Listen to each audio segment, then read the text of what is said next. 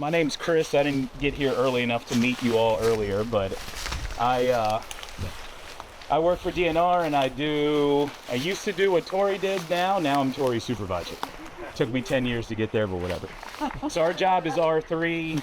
Tori might have mentioned all this, but we just try to get people out, teach them about hunting, see if they're interested in hunting, and try to give you guys pathways and avenues to get into hunting. So this is just a quick overview of the different methods that you can use to hunt while you're out. I know in there someone mentioned you can just sit against a tree and stay still. It's like a perfectly acceptable way to do it, and it's very low cost, right? You can't say it costs too much to go hunting if you can just put camo on and lay against a tree, that kind of thing. I mean, you could even look like that down tree there. You can just sort of sit behind it and use natural cover. That's the cheapest, easiest way. Like, you figure when people started hunting, they weren't in this kind of stuff, right? They were sitting on the ground, sitting behind natural cover. It works. I do it every once in a while when I don't feel like lugging stuff out. I'll just go and find a nice spot, and if you sit still enough, and if you're where the deer are, you're gonna get them, right? I know a lot of people that hunt that way because a lot of people don't like climbing trees. They don't like heights, that kind of thing. So that's like number one option, the easiest, lowest cost option. Second option would be a ground blind. You can spend $800 on a ground blind, or you could spend like $30 on a ground blind. Honestly, if you guys are on like Facebook or Instagram or anything, you probably see, maybe, well, it might not pop up in your algorithm, but it will now that we've said it, right? If you have your phone on you. But they have blinds that are like see-through from the inside, so you can see 360 degrees, but then they're camo from the outside. Those are the expensive ones. Or you can go to Walmart and buy one for like $30 or $40. And they all work the same as long as you're sitting in it.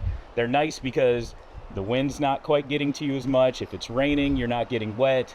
And then you just pop open sort of what you think you might need. So obviously ventilation and sight are good, so you can zip up these mesh sides. They have some for archery that you can actually shoot through. So it just shoots through the mesh, and then you're good to go. You don't have to unzip and zip and that kind of thing. I will say, if you're using a blind like this, what you don't want to do is have this mesh up on the sides, and then when you see a deer go, and then stick your gun out or whatever, right? You want to avoid that, so maybe you just have the sides down. But it's nice because you don't have to sit quite as still. You can move around a little bit. You can have your gear on the ground, that kind of thing. If you're going to get a ground blind, I would invest in a little chair. This is one. If you're short, a big chair. Yeah, or a big chair. The first chair I got was not tall enough for me. So this is a chair that I carry because it's light and it has a strap, but it's not the most comfortable chair in the world. I have had times where I have blinds that I'll just put it in one of those big tailgate camp chairs, and they're super comfy, and you just settle in and you do your thing, right? The other beauty of a ground blind is you can have a shooting stick. So then your rifle or your crossbow, whatever you're hunting with, you can just rest it. You don't have to worry about steadying anything, that kind of thing. You can just sit in and hang out. If you have kids or friends or anything like that, ground blinds are great, right? Nobody's climbing a tree. You sit in there, your kids can be on their phone doing whatever, or if you got an antsy friend, they can be doing whatever they want to do, and it's not like you're getting spotted. You know, if you're just sitting out, leaning against a tree with your kid and they're on their phone or their Switch or something and doing this kind of stuff, like, your chances are limited. But in here you can protect yourself a little bit more. So again, those are good options. They're inexpensive options. When I started, I was a lean against a tree or behind something kind of guy.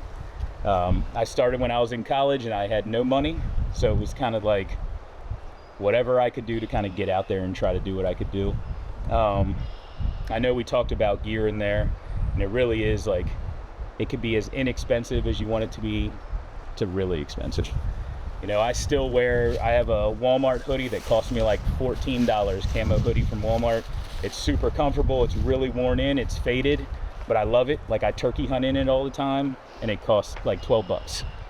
But I also have like the Kuiu, and I don't have any Sitka stuff, but you know, you can spend stupid amounts, but it really is like durability, what your price point's looking like. But I mean, if you just go out and drab clothes like what you're wearing right now, you could probably go out hunting without an issue. Yeah, you think about the stereotypical hunter from, you think of the 60s, 70s, right? Plaid shirts like Candy was talking about. They hunted, they killed things, and they're in a red plaid shirt. So it really doesn't matter. They do say deer can see blue, so blue jeans, they see us, I guess, on the spectrum of their sight. So blue jeans would stand out maybe a little bit more to them, but I mean, if you really want to wear your blue jeans, just roll around in the mud. It'll work. There's a lot of options, but I would say don't spend a lot until you decide you want to spend a lot. But there's no point that you ever need to spend a lot, really, right? I, like Candy said, the guy she knows hunts in jeans and a plaid shirt. I know a guy that's jeans, whatever shirt he wore to work that day, that smokes cigarettes like it's going out of style. And he kills more deer than just about anyone I know. Right? It's all about the wind. Like, the wind plays a huge part. You can spray all that scent stuff and spend a ton of money on the scent lock stuff, but if the deer is standing there and you're in this tree, the deer is going to get you. But if you're here and the deer's over there, you could probably be smoking a cigarette, eating a cheesesteak, and the deer's not going to see you because there you are, right? Like, the wind is working in your favor. So same thing with any of this stuff. You need to know the travel routes, kind of the area that you're going to be in, and then set up to maximize your potential. Even in a ground bind, like, your scent, it's still going to come out of these windows, right? Like, you're not going to hide your scent, but your scent is less prevalent maybe if you've got some of these windows zipped than if you were just sitting out in the open. So again, it's playing the wind. So in terms of like mobility, right? A ground blind, you saw that was packed up just into sort of like a bag chair type size. You can throw that on your shoulder, walk into any public land or whatever, pop that thing up. Yeah, real quick, and you're I don't good. think we talked about it inside yet. Public land hunting, you can't leave your blind on that land overnight. So like, you carry everything you need in with you and you carry it out again. If you're on a piece of private land, that's kind of up to like you and the landowner. If you want to leave a blind up, like you said, your blind's still out in the woods. Yeah. Because if you're on private land, that's up to you guys to decide. But if you're thinking about public land hunting, you would carry this in and out every single day. Right. Every time you're hunting. And that's where, like, so this is a climbing stand. You can put this on your back. So these are just straps and you just wear it like a backpack. So I'll put this on and then I actually attach my pack that I carry on the outside of it. And then I just carry it all in. Like if you're through hiking, right? You have a big framed backpack. You just kind of stack it on and away you go. And then wherever you find a tree that's suitable, figure out the wind, figure out whatever you need, and then you just set up and up you go. So a couple things before we even start with that. So Candy's climber weighs, I think she said like 23, 22 pounds. For me to carry 22 pounds plus my bag, plus my firearm, plus whatever else, like snacks and my Kindle and whatever else I want to carry with me, like, that's a lot of weight for me. So, and I primarily hunt with my brother, and he's bigger than me and stronger than me. We carry a pop-up blind because A, we can sit together and I can fidget and do whatever I want, but also B, we're sharing the load of what we're carrying rather than me having to carry an extra 20 pounds on my own. So as a small person, like I'm in shape, I'm pretty strong, but I don't want to carry an extra 20 pounds if I can get my brother to carry the pop-up for me. So yeah. It depends. So like I'll hunt in like the marshes and stuff, and when I scout, I'll look for a tree. There's like 4 trees in the marsh. And then like I'll park my boat, I'll tie it up, and then I put this on my back and I go find that one tree. Hunting out of a blind in the marsh. Yeah. So I'm on the eastern shore. I grew up hunting, but when I started hunting, I was in Frederick County, so I was like mountain hunter kind of thing, mountainous terrain. That's why sitting behind trees or pop-up blind worked well. Since I've moved on the shore, I pretty much hunt exclusively from climbers, unless I'm on private land, and then I put up nice, comfy ladder stands. I didn't bring a ladder stand, but we can talk about them. But if you're gonna use a climber or anything, like saddles are the rage now. I don't saddle hunt, I don't own a saddle. They seem cool, but they're not cheap, and I save as much money as possible. My climber still works, so I don't need a saddle. Right, but anytime you're gonna do it, you need to have, this is a lifeline. So you can get these in different lengths, but they're easy to use. I'll show you. You're just gonna strap this around the tree, and then you can pull it through. God. Whenever we get natural resource police reports, it's always people falling out of stands. It's always men falling out of stands. And honestly, it's usually ladder stands or homemade like box stands, because people don't test them. They'll build like a wooden stand with a ladder, and they don't check them. I mean, they might be using treated wood, but after 3-4 years, they just decide, I'm going to climb up, and then a board falls off or whatever. The other thing too is if you don't have this sort of lifeline, people fall asleep in the stands, and if there's not something in front, they're just tumbling out. Right, so this is pretty simple, it's easy, right? Once it's in there, it's not going anywhere. So if I were using this, here's the other thing. I don't know if you guys talked about vests. We did not. Yeah. So this will just be really quickly. If you take Hunter Ed, they'll talk about all this in way more depth. Already did Hunter Ed? I think we like half already did Hunter Ed. So this is my vest that I use. There's actually an expiration date on this, and I'll be honest, this is expired. So I need to get a new one, because after like 5 years, then there's the potential that the threading is coming loose and that, or compromised. But like this, you're just putting it on, right? It's nice and easy. You put on the vest, you're buckling up, if I can find it, right? And then you're just strapping through. So it's like through here, buckled. So if you fall, you're just hanging out, right? But it'll be more in depth. But this ends up getting hooked into this, right? So as you climb, you're always hooked in. This is where, so this is, if you guys haven't, it's a prusik knot. So it's like a climber's knot, but it can slide up. So if I'm oriented this way, I can always pull it up, but it never goes down. So as you're sort of climbing up, you're just getting stable, and then you move this up, make sure it's in there, and then you slide your knot up. So you're never more than this length away. And what you actually want this to be like fairly tight over your head. So if you do fall, you're not like falling from here and going, ugh, right? It's just here, and you're just like, ooh, and then you're swinging. But that looks like should work well on a tree like this with no limb. Right. Down here, what if you're, I mean, you obviously can't use it, for instance, on this tree unless you get past that one or one of those ones over there. So that's sort of the problem with these climbers, right? Is you need to find a nice tree. Technically, you're not allowed to cut limbs if you're on public land, but if you're on state land or something, I would carry like a little one of those foldable saws. So yeah, like you could just take off these little limbs. I don't think NRP or any of my colleagues would jam you up if you cut some of these little limbs, but then it might just dictate like how far do you go up. You know, if you go up, and I mean, these pines are great, but if you're on something and maybe you get 10 feet up and there's a big limb, then that's as far as you go. The way these work is this cable goes around the back, and then it sort of bites in. So you can see when you stand on it, it bites. You won't go here.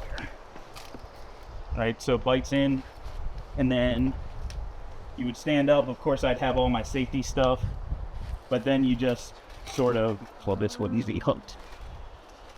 This works literally. Right. But you would just lift this, and then you sort of settle it in, and then this one's nice because it has these little footholds. You stick your boots under, you sit down, and you do a crunch.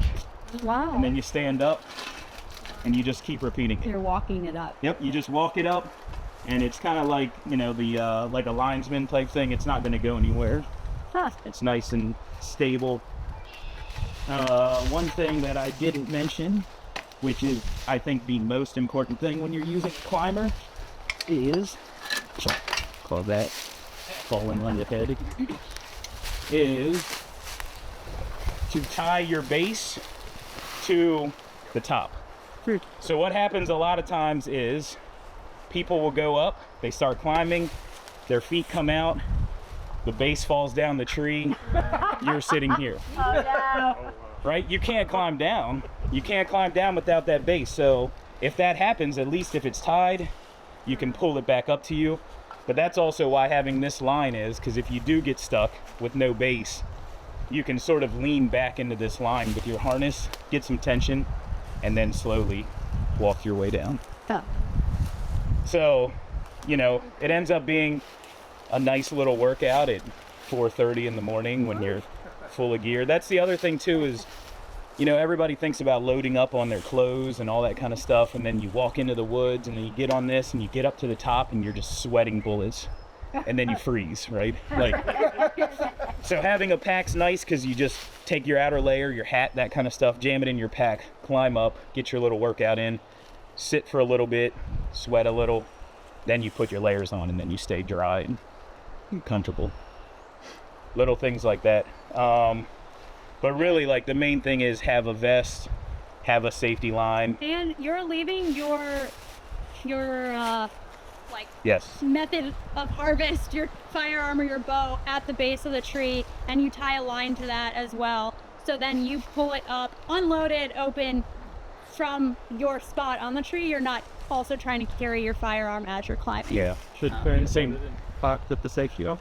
You can't. So, right, like, yeah, unloaded gun or bow, whatever, crossbow at the bottom. Even your pack can stay at the bottom. Paracord can become your best friend. Yeah. You just tie it up, you climb all the way up, and then you just pull it up one at a time. Just don't forget to tie it to your gun first. Yeah. Before you leave the ground. A lot of people had to get to the top and they're like, oh. Or they tie it to their gun and they don't tie it to their climber. Right? So then they look down and there's a pile of paracord. And you got to climb back down. And at that point, you've made so much noise that. So there's little things, even when if you have a climber, if you go this route, like, I don't have any on here, but you can wrap things in like duct tape and stuff to soundproof it. But as you start to use it, you get better at being quiet, and you just sort of just move slow. That's the trick, is move slow. But always have one of these. Scouting, like, ideally, you want to pick a couple spots that if you're using a climber, you're thinking about, like, I'm not going to pick a dead tree. Maybe I'm not picking a tree with a ton of limbs, because like you said, you're hiking in at 4:30 in the morning. It's still dark, and my goal is to not use my white light on my headlamp at all. Maybe the red light if I have to, but if I can go without a light, that's great. But I don't feel very confident, even as a rock climber, I don't feel very confident climbing a tree in the dark with no light if it's a tree I've never looked at before. So, Assuming you had coffee before you left 4:30 this morning, and assuming you're going to stay up there for a little while, how do you deal with the bath? well, that's what I like to call sharp shitting. No. Yeah. That's the thing. It depends how dedicated are you. Do you want to stay up or do you want to come down? Right? Like, if it's just a number one, guys have it easier, right? You just stand up, make sure your harness is adjusted right. Yeah. And it really depends on how much you're willing to do, right? I feel and like that's even with a ground blind, right? Yeah. Like, you don't want to pee in your ground blind. You know, you definitely don't want to. Guys that are like, you gotta go at least 100 yards from your ground blind. They're gonna smell your pee. And I'm more like, I'm gonna go 10 feet behind that tree back there, because. So there's a lot of options. The saddles, if you guys haven't heard of it, it's same sort of idea. You're putting a safety line up, moving it up, but then the saddle really just sort of kind of like hangs out underneath your legs and butt. So if you've ever watched, climbers, it's like a rock climbing harness. More like a cup for your butt. Like, it's more comfortable than sitting in a rock climbing harness all day. So I'm trying to imagine, like, almost as if this part was like just cupped my butt. So I'm sitting in like a little swing rather than like a rock climbing harness. Something. Yeah. Okay. Like, puts a lot of pressure on your waist, and then the legs of your rock climbing harness are basically just there to help catch your fall, right? Like, they're not actually taking any pressure away. The saddle is like a nice little swing. Yeah. My brother's really into saddles right now, and they're pricey. They're pricey. It's sort of, they're new on the market, so the price hasn't gone down. It hasn't caught up yet, but they will eventually. The difference with this is essentially, like, you can see when you're in here, you pretty much have a limited ability to move. With a saddle, you can just move all around the tree. So if the deer comes behind you, you can sort of swing in your saddle to get around behind you. A lot of bow hunters use it because it's more effective to be able to just kind of swing all around. Lighter weight. Yeah, So weighs practically the nothing. pretty much whenever you use to climb a tree, which could be a variety of ways you get up the tree. You Yeah. either have sticks that you attach and you climb up. Yeah, and I don't, ladder. yeah, I don't use sticks. I bow hunt out of this, even though like really hardcore bow hunters think I'm like a hack for hunting out of this, but I don't want to buy more stuff, to be honest with you. I can stand up with my bow and shoot my compound bow. If I'm using a crossbow, I definitely can use this. But you'll see bow hunters, because they want to be as light as possible, they'll have sticks or they'll have these screw ends. I don't suggest getting the screw ends. The sticks are basically just a metal frame that have little tiny like handle type things, right? Ladders, and you just bungee them or wrap them around, and then you just sort of climb up to get to whatever height. And then they'll have stand on, like bow hunters will have these it's like a platform like this, except they're like this big, and then they just stand. So some guys will just stand on this little platform, so your feet are almost just like this the whole time, and they just Facing the tree. yeah, and they just like hang out. You're attached to the tree, and Yeah. it comes to you. You're facing the tree, but you kind of look at both sides of the tree. Swing this way, swing this way. You can turn around, and like even before the saddles, like there were people, you know, they still have, it's the same thing. It's the same setup, but it's much smaller. So it's almost like just a seat big enough for your butt. It doesn't have any of the rest of the frame, and then just a base, and you use the sticks and get up to wherever you are, and then you just sort of sit on this little tiny thing, and then that way when you stand up, there's nothing impeding you anywhere if you're bow hunting. I just drop this a little bit lower, so when I stand up, I clear it, my elbows don't hit anything. How long can you stay up there? For this, I've stayed up all day, because this, you just, you pop this up on the back, and then you adjust, this thing, but then it's just a nice little cushy hammock seat, right? Like, you can just hang out there and take a nap if you want to. This is comfortable. This is why I like it. This is bigger than a lot of them, because I have to follow the weight limits on these, right? Like, I'm a bigger guy, so some only go up to like 180, 200 pounds. So this is like a big boy one for me. So make sure, that's the other thing, when you're buying one, make sure that it fits and it can accommodate your size. But this is why, like, I guess they figured big boys want big cushy seats, right? So and this, it doesn't weigh that much. It doesn't bother me. I've hiked way out in the marsh with it, just strapped on my back.